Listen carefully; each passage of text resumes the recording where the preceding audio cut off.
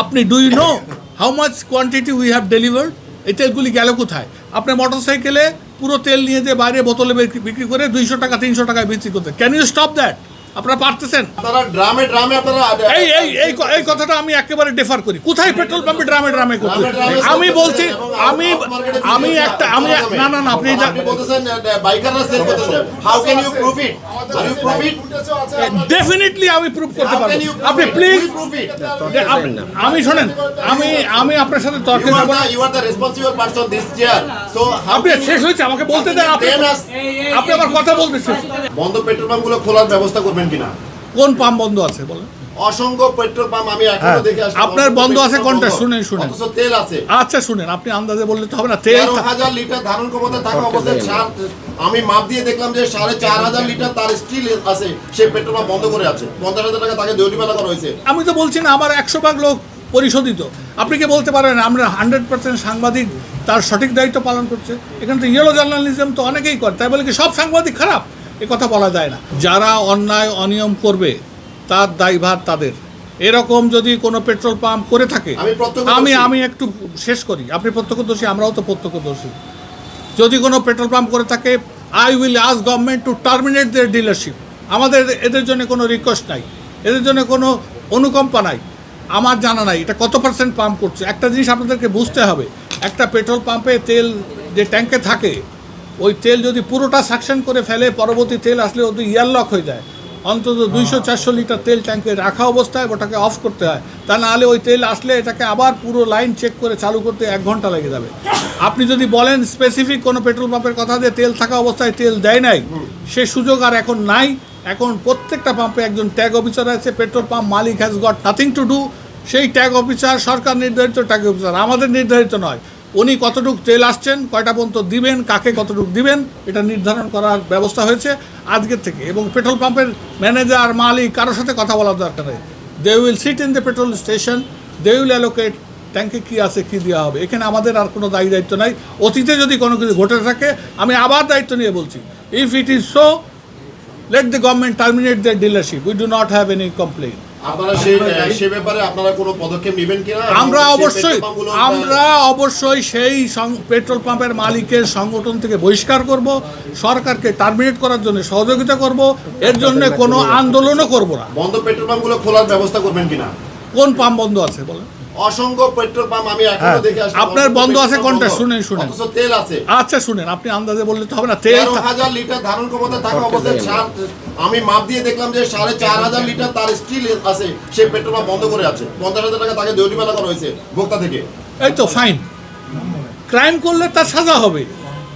Fine করেছে, that is the right thing. হ্যাঁ, আমি তো বলছি না আমার 100 ভাগ লোক পরিশোধিত। আপনি কি বলতে পারেন আমরা 100% সাংবাদিক তার সঠিক দায়িত্ব পালন করছে? এখানে তো ইয়েলো জার্নালিজম তো অনেকেই করে, তাই বলে কি সব সাংবাদিক খারাপ? এ কথা বলা যায় না। আপনারা পার্টিকুলার 2, 5, 10, 1%, 2%, 3%, 4%, 5% করতে পারে, and for that they are liable, not the whole community. আপনি এই জিনিসটা পরিষ্কার বলে রাখেন। আমরা আমাদের পক্ষ থেকে এই পাম্পগুলির ডিলারশিপ টার্মিনেট করার জন্য সরকারকে 100 ভাগ সহযোগিতা করব, এবং এর জন্য কোনো ধর্মঘট, কোনো আক্ষেপ আমাদের থাকবে না, কোনো কর্মসূচি থাকবে না। আমি এক এক করে বলছি।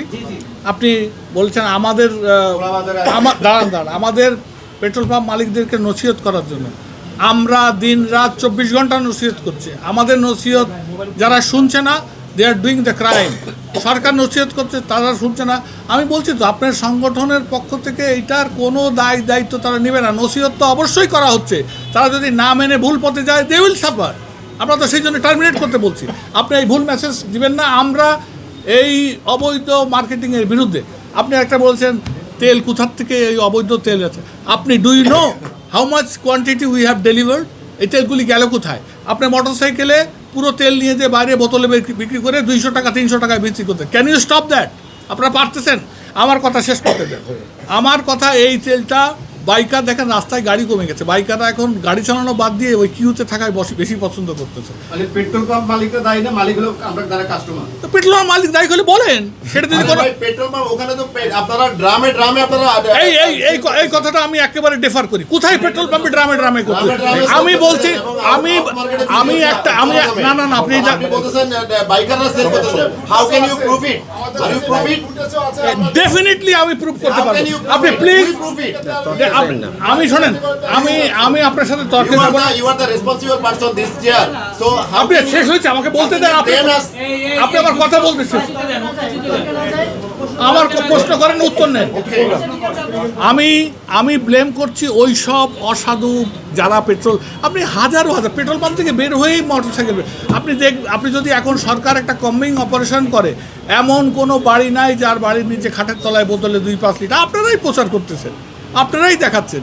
আর এই পেট্রোল পাম্প থেকে ব্যারেলে তেল চলে যাচ্ছে, এটা একটা মানে আমাদের তো আমি বললাম, এখন তো ট্যাগ অফিসার প্রতিদিন সকালবেলা এসে রিডিং নেবে কতটুকু তেল গতকাল বিক্রি হয়েছে, তারপরে যে তেল ঢালবে, ওই ট্যাগ অফিসার যদি সব তেল বেচে দেয় আমার কিছু করার নেই। We do not have a responsibility.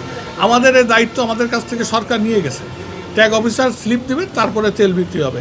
আর আপনারা আসলে উত্তেজিত হয়ে বলেন না, আমরাও তো মানুষ, আমাদেরও তো কিছু সোশ্যাল রেসপন্সিবিলিটি আছে, আমাদের কিছু ভিতরেও কিছু দুষ্ট এলিমেন্ট আছে, তা আমরা অস্বীকার করতে পারি না। তো সেই পার্সেন্টেজটা কত? আপনারা যদি ঢালাওভাবে বলেন পেট্রোল পাম্প থেকে দেদারসে ব্যারেলে তেল চলে যাচ্ছে, তাহলে না আমাদের জন্য কষ্টকর হয়ে যায়। আপনারা কি আগে এইভাবে হুমড়ি খেয়ে তেল নিয়েছেন? আমাদেরও তো ডেলিভারি করা একটা অপটিমাম ক্যাপাসিটি আছে। আমার জনবল তো রাতে দিনে 5 গুণ করা যাচ্ছে না ভাই। আমাদের এই যে জনবল আছে সেই জনবল দিয়েই এই পুরো কিউতে আমরা নয় অসৎ, আমরা এই যে ট্রাস্ট পাম্পে সারাদিন রাত 24 ঘন্টা তেল দিচ্ছে, বন্ধ হচ্ছে লাইন, কোথায় আমাদের ওখান থেকে কোথায় তেল? ওনারা হাইয়েস্ট 65-66 হাজার লিটার তেল পাচ্ছেন প্রতিদিন, তাহলে কোথায় যাচ্ছে এই তেলগুলো বলেন তো? গাড়িওয়ালাদের কাছেই বেচতেছেন, মোটরসাইকেল আলাদাকে বেচছেন। আমি বারবার বলছি, আপনারা যে 2, 4, 5, 10টা 25টা 30টা এরকম এভিডেন্স পাচ্ছেন, তাদেরকে সামনে আনেন, আমরা আমাদের সংগঠনের পক্ষ থেকে তাদেরকে বহিষ্কার করবো, নিজ দায়িত্বে নেব। আরেকটা আপনি কথা বলছেন টাইম ফ্রেমে, রাত 8টা থেকে সকাল 7টা পর্যন্ত আপনারা আপনারা সিদ্ধান্ত নিয়েছেন না সরকারের কাছে? আরে ভাই, আমরা পরামর্শ চাইছি সরকারের কাছে। বিষয়টা হলো সারা বিশ্বে, please look at the whole world, তারা এই টাইম ফ্রেম মেনেই চালাচ্ছে। তারা জনগণের জন্যে পাবলিক বাসের ভাড়া উঠাই দিচ্ছে, গাড়ি যাতে বের না করে। কী জন্য করছে? কারণ তো নিশ্চয়ই আছে। আপনার এই যে 2টা থেকে 3টা কে দায়িত্ব নেবে বলেন তো? যদি পাম্পে আগুন ধরায় দেয়, মারামারি করে, আপনারা এত বড় দুর্ঘটনা, একটা পেট্রোল পাম্পের ম্যানেজার রাত্রেবেলায় তেল দিয়ে বাড়ি যাওয়ার মধ্যে তাকে গাড়িতে চাপা দিয়ে ফেলো, কত ক্রোধ, কত থাকলে এই ঘটনা ঘটতে পারে? তো can you take this responsibility যে দুর্ঘটনা আগুন জ্বালায় দেয় কোনো পাম্পের কর্মচারী? কারণ রাতেই তো সব দুর্ঘটনা ঘটে।